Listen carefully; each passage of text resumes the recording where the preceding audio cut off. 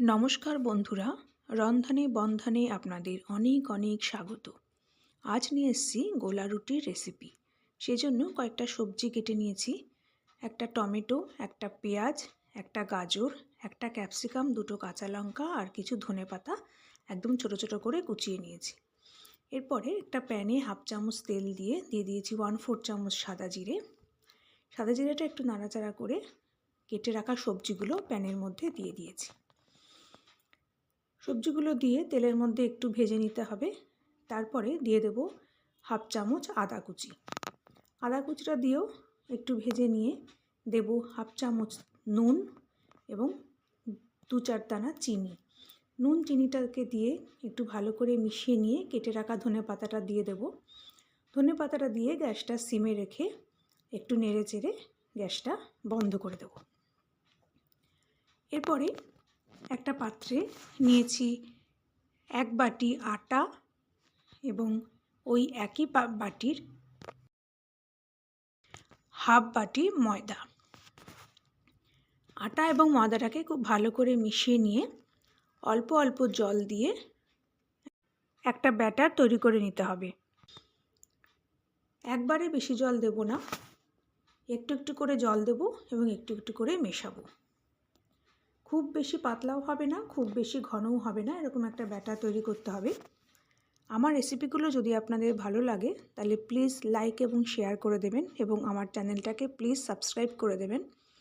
পাশে থাকা বেল আইকনটা প্রেস করে দেবেন প্লিজ, যাতে পরবর্তী রেসিপিগুলো আপলোড করলে তার নোটিফিকেশন আপনারা পেয়ে যান। দেখুন আমার গোলাটা তৈরি হয়ে গেছে। এবার ভেজে রাখা সবজিগুলো এই ব্যাটারের মধ্যে দিয়ে দেব। সবজিগুলো সব দেওয়া হয়ে গেলে একটা হ্যান্ড হুইস্কার দিয়ে ব্যাটারের সঙ্গে সবজিগুলোকে খুব ভালো করে মিশিয়ে নিতে হবে। সবজিগুলো খুব ভালো করে মেশানোটা খুব দরকার। দেখুন আমার ব্যাটারটা এরকম হয়েছে, খুব বেশি পাতলাও হয়নি, খুব বেশি ঘনও হয়নি। এবার গ্যাসে একটা প্যান বসিয়ে 2 ফোঁটা তেল দিয়ে প্যানের মধ্যে তেলটা একটু ছড়িয়ে দিলাম। তারপর ওই ব্যাটার থেকে 2 হাতা ব্যাটার নিয়ে প্যানে দিয়ে দেব। প্রথমে 1 হাতা ব্যাটার দিলাম, তারপরে আবার 1 হাতা ব্যাটার দিয়ে প্যানে ছড়িয়ে দেব হাতার পেছনটা দিয়ে। গ্যাসটা এই সময় সিমে রেখে ঢাকা দিয়ে দেব 2-3 মিনিটের জন্য। 2-3 মিনিট পরে দেখুন রুটির ওপরের অংশের কালারটা কেমন চেঞ্জ হয়ে গেছে। তখন ঢাকা খুলে রুটিটাকে উল্টে দিতে হবে। উল্টে দিয়ে আবার মিনিট 2-এর জন্য ঢাকা দিতে হবে গ্যাসটা সিমে রেখে। মিনিট 2 পর ঢাকা খুলে নেব। তারপরে রুটিটাকে এপিট ওপিট করে একটু ভালো করে ভেজে নিলেই একটা গোলা রুটি আমার তৈরি হয়ে গেল। আমি এটা প্লেটে নামিয়ে রাখলাম। পরে রুটিটা তৈরি করার সময় কিন্তু আর তেল দেওয়ার দরকার নেই। প্রথমবারে যা তেল দিয়েছি তাতেই হয়ে যাবে। 2 হাতা ব্যাটার আবার দিয়ে দিলাম, দিয়ে হাতার পেছনটা দিয়ে ছড়িয়ে দিয়ে আবার ঢেকে দেবো 2 মিনিটের জন্য। ওপরের কালারটা চেঞ্জ হয়ে আসলে রুটিটাকে উল্টে দেব, দিয়ে আবার 2 মিনিটের জন্য ঢেকে দেব।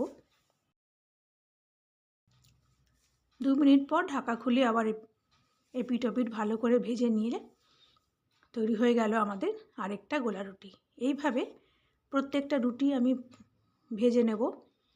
আপনারা এই গোলা রুটি ব্রেকফাস্ট দিতে পারেন বা স্কুল কলেজ অফিসের টিফিনেও দিতে পারেন। অত্যন্ত সুস্বাদু এবং এই স্বাস্থ্যকর গোলা রুটি আপনারা শুধু শুধুও খেতে পারেন, আবার সস দিয়েও খেতে পারেন। আশা করি আমার আজকের এই রেসিপিটি আপনাদের ভালো লেগেছে। পরের দিন আবার একটা নতুন রেসিপি নিয়ে চলে আসব। ততক্ষণ আপনারা ভালো থাকবেন, সুস্থ থাকবেন। নমস্কার।